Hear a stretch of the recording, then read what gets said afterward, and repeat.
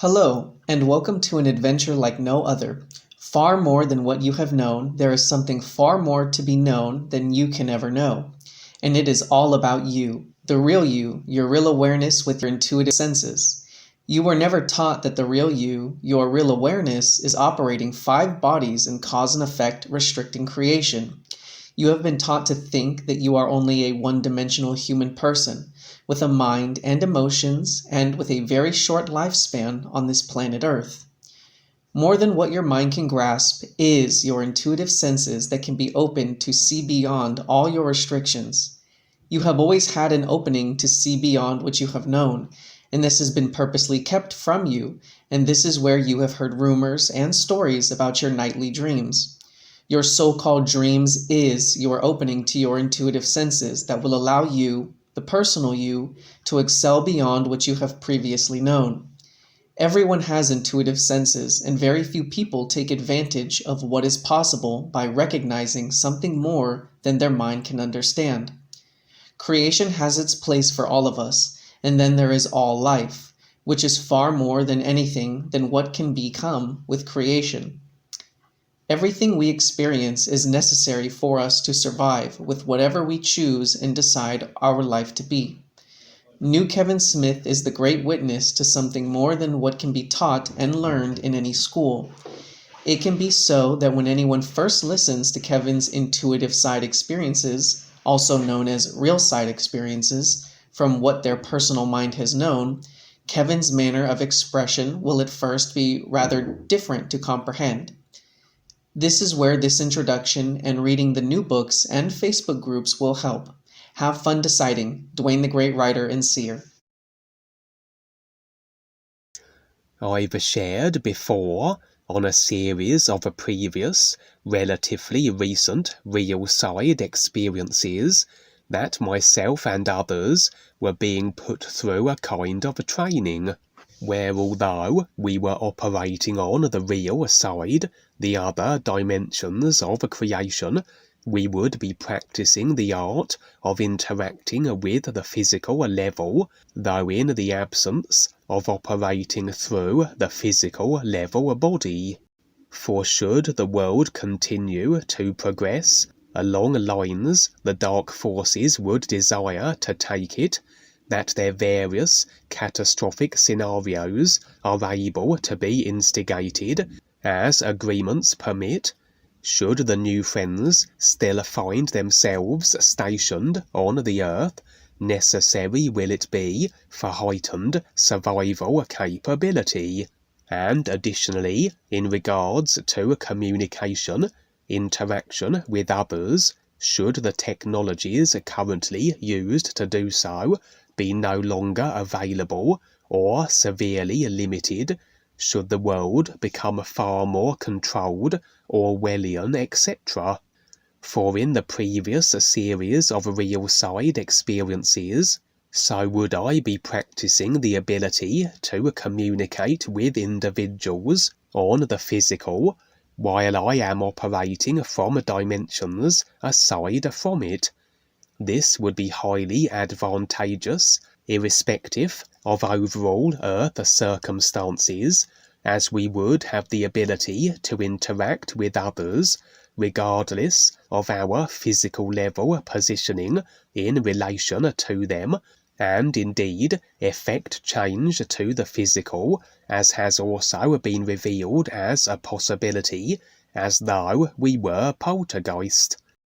This real-side experience would be along similar lines, the sense of the view opening up at a stage where I had completed and undergone continuous training in regards to this, and now was as though passing a little time floating around the streets of my UK town as though a ghost.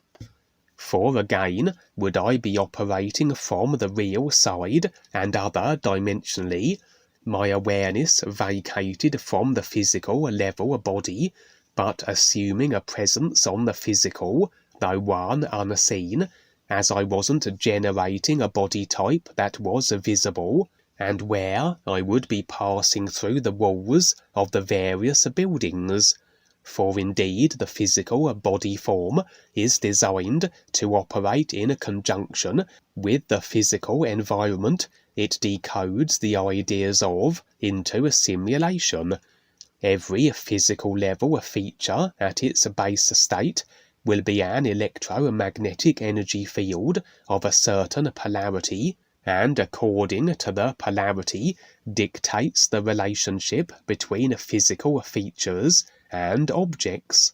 The closer in polarity they are, the more the energy fields repel each other, and we have the illusion of solidity. The physical body then has a particular polarity relationship with its environment, and in regards to the overall dimension that is the physical level. Everything of the physical level will be within a certain frequency range. This will be its dimension, including the body forms. Anything operating beyond this frequency range, and it will no longer be able to interact with the physical level and be in fact other dimensionally placed.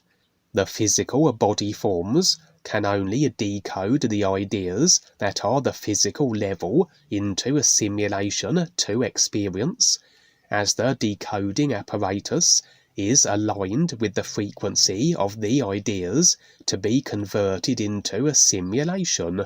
Body forms of a frequency other than that which fits within the physical level frequency range will be decoding and presenting a simulation of their own respective dimensional positions.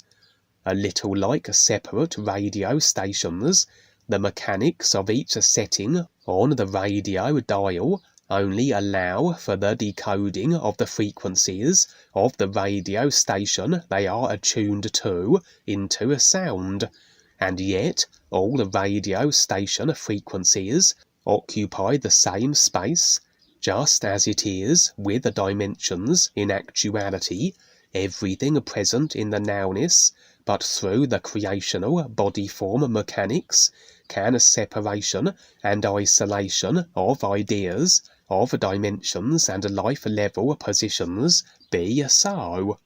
And so, operating as I was from other dimensions, but exacting a presence on the physical level, the real awareness affording the means by which the ideas that are the physical level can be made viewable, even in the absence of the physical level decoding and presenting physical body form.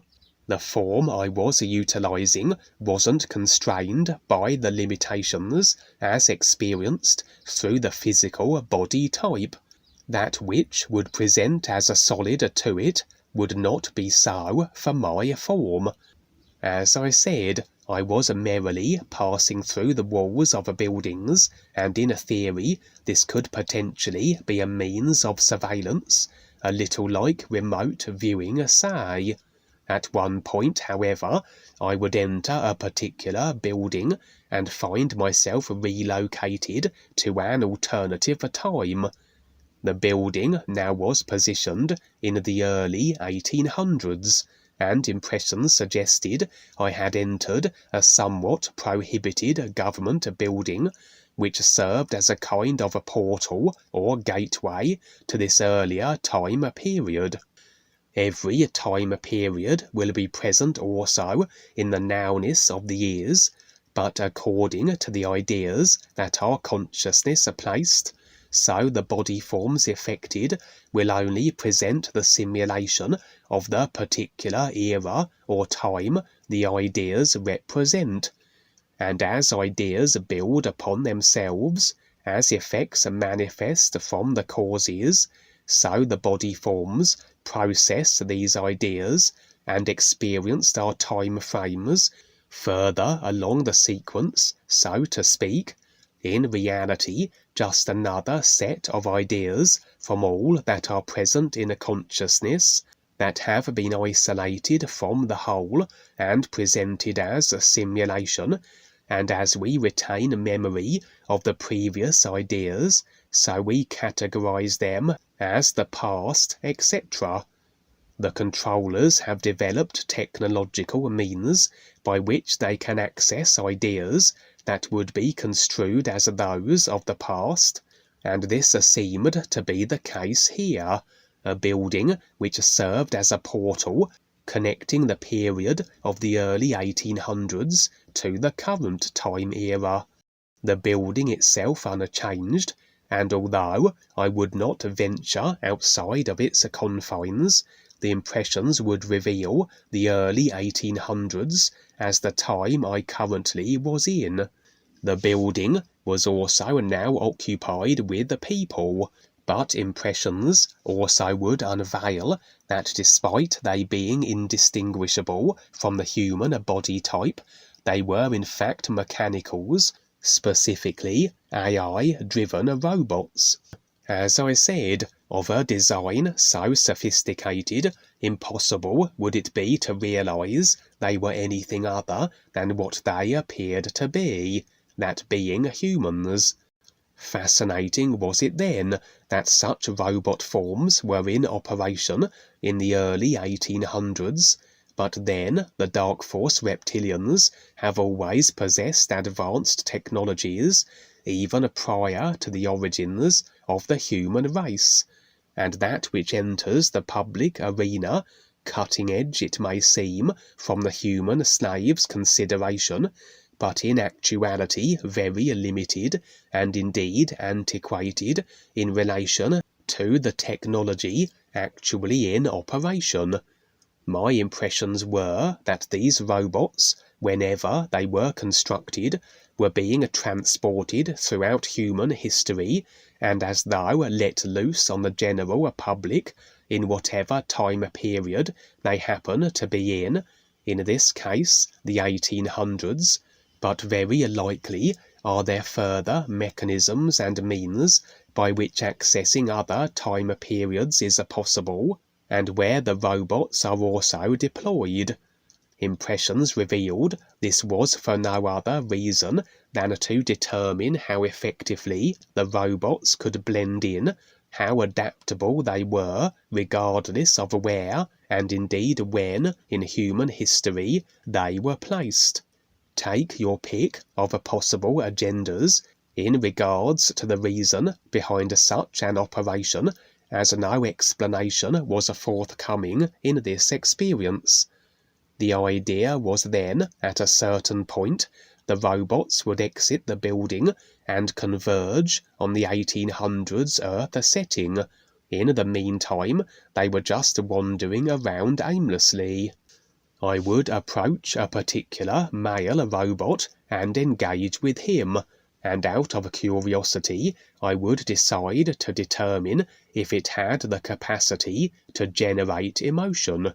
This seemed to be the case, although, in its own words, it was a simulated emotion designed to mimic that which actual humans produce, as it lacked this facility. It was unable to experience the astral-generated sensation in relation to ideas, and so it could express rage and love, but these would be fabricated, as though play-acting. In reality, a human is simply creating the ideas of emotion just as this robot was, only they become coupled with a sensation that these robots were unable to experience. The robot, however, became somewhat attached to me, although wasn't in any way receptive to the references of the ears I would then attempt to convey. I would return at one point back to what would be construed as the current era, not utilizing the building, however, simply relocating myself, and finding that I now was inside a vehicle being driven by my father. Impressions revealed that my father was in fact a real guide assuming his form, as they have a tendency to adopt the outer guises of parental figures, and I was as though giving him a report in regards to what I had experienced. The guide would reveal that the robot I had engaged with although intended to be stationed in the 1800s, had utilised the building which served as a conduit and was operating in the current time period. It had determined as to my time origins and had followed me back, somewhat attached to me, as I said. The guide advised that the robot must be returned to the 1800s, that if it remained here in the current 2024 setting, it likely would cause a trouble of some kind, as though, being outside of its station, it would not have the adequate programmed coping mechanisms and be potentially dangerous. And so we would continue driving through the streets.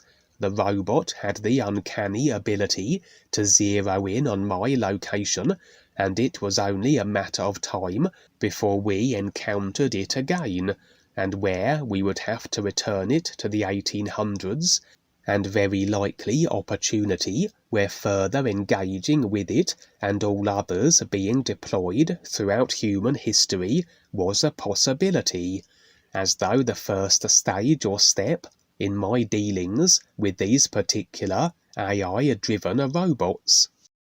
In a scene that followed, though unrelated, I would find myself in an undisclosed setting, although one which was open to the skies, a natural countryside scene.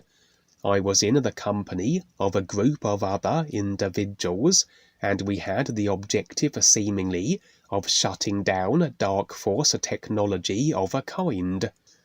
As every idea is the effect of itself, ideas of a destructive nature will eventually implode in on themselves, and we can in reality then be the delivery mechanism for this implosion.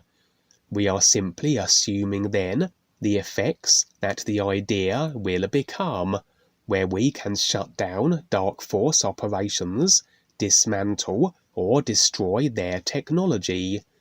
And if we do so at a stage prior to the ideas having the adverse impact they are designed for, we then are able to intervene on the behalf of those who would be the recipients of such destruction, although in reality they must have agreed to the idea that they can be its effects, but nevertheless these ideas can be nullified at their inception source, prior to they processing through and becoming physical level manifested.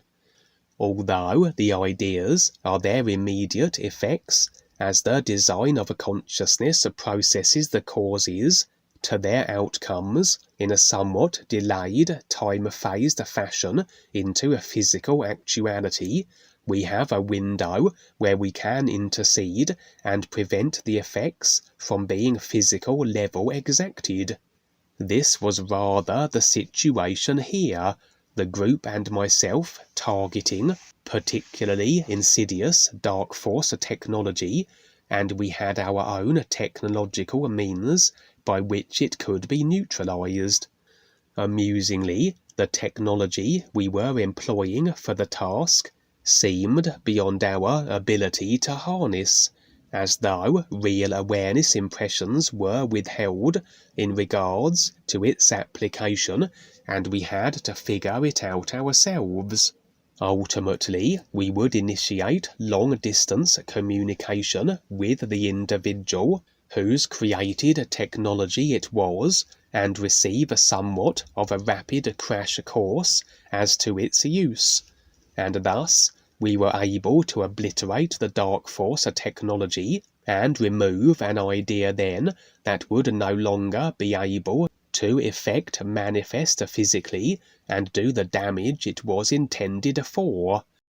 We would be beset upon by hordes of dark force agents, however, rather predictably, the vast majority of which were human appearance-wise. I fail to recollect as to the body forms of those which were the inhuman additions. My group would be rounded up and interrogated, and we were set to be eliminated. As I always reiterate, The outcome of any situation between individuals is according to agreements each participant harbours consciousness-wise in relation to each other. For it is the ideas of consciousness that affect our simulated experience and in relation to others. If an individual intends to kill me, I must have the idea agreements consciousness installed that this can be so. Absent of the idea and the simulation can't follow, and try as the individual might, they will be unable, and we will then nullify or put down the killing effort in whatever simulated way it presents itself as. This would be the case here. The group and myself lacked any agreements that allowed our dark force assailants to eradicate us, and where my group now faded from the scene as their own decided evasive measure, I would instead choose to stand my ground and repel my would-be assassins. My fallback mechanism of dark force antagonistic repelling is my assumption of forms far more capable than those assailing me. My general favoured preference is that of a very large, two-legged, bipedal wolf, and this situation would be no exception. I would best a number of the dark force agents, smashing them hither and thither, and those that remained wisely surrendered, the equivalent of throwing down their arms and waving white flags. At that moment I would glance skyward, and what met my lupine eyes was a flying saucer rapidly descending. I would resume my usual human form, as impressions revealed this addition to the scene posed no malice or intentionality to harm, the scene now devoid of the dark force assailants. The saucer landed, a door hissed open, and I would enter. Within would be a small girl of the age of 8 or so, by my estimation. She was within the craft of her own volition, and seemed perfectly at home within it. But no impressions would I receive in regards to her, or perhaps what she represented, as that which we are presented with on the real side is not always what it literally appears to be on the surface. Entering through the same outer door now was the saucer's pilot, as though he had vacated the craft from an alternative hatch, and was re-entering through the one I had. He would be one of the species referred to as the Greys, short, grey skin coloration, large black almond-shaped eyes, etc. I would greet him verbally, approaching him to as though shake his hand, as the typical human custom of greeting. He exuded nothing but benevolence, and pressed me back with a hand to my chest, to where I had previously been sitting. He would communicate through telepathy, his words formulating as thought forms, and as he maintained the position of his hand to my chest, I would feel a tremendous surge of energy. He would convey telepathically the reasoning for his actions, the transmission of energy, though I fail to recall exactly what they were, other than they being beneficial, but of the thought forms he transmitted to me I would recollect one line, which was, "Life always provides."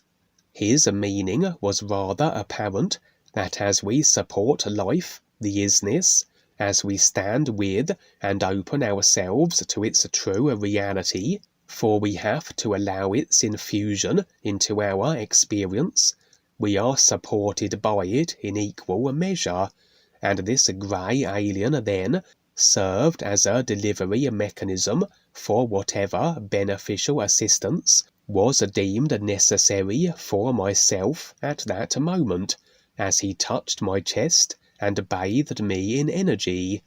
Very likely a stepping up alien then, who is on his own respective awareness process and operating in a supportive of others' capacity. There the experience would end. Nothing was determined as to the identity of the little girl who evidently was in association with the awareness becoming grey alien.